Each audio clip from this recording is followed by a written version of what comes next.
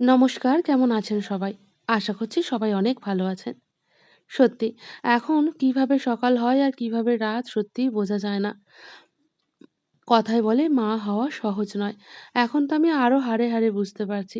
২ টি বাচ্চা মানুষ করা সত্যিই মুখের কথা নয়। তাও বাড়ির সবাই অনেক, অনেক হেল্প করে।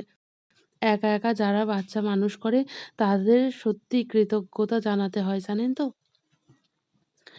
কিভাবে তা যে একা, একা ২ টি সন্তান তারা মানুষ করেন। আর এদিকে দেখুন আমার ছোট টুলটুলিটা বসেছে ওর দাদার গাড়িতে। এই গাড়িটা অনেক পুরানো জানেন? আমার ছেলের। প্রায় ৫-৬ বছর হয়ে গিয়েছে। দেখুন, আজকের ভিডিওটিতে আমি কিছু কথা টুকিটাকি আপনাদের সাথে শেয়ার করি।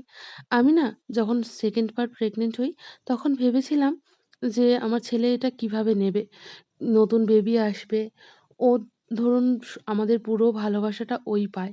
তো যখন নতুন বেবি আসবে তখন ও কিভাবে নেবে?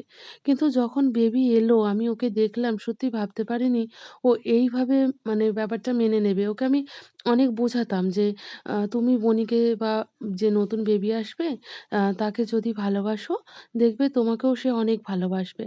তার মধ্যে তো অনেক লোকের অনেক রকম কথা থাকেই। মজার ছলে হলেও ওকে বলত যে, "দেখবি নতুন বেবি এলে তোকে আর ভালোবাসবে না।"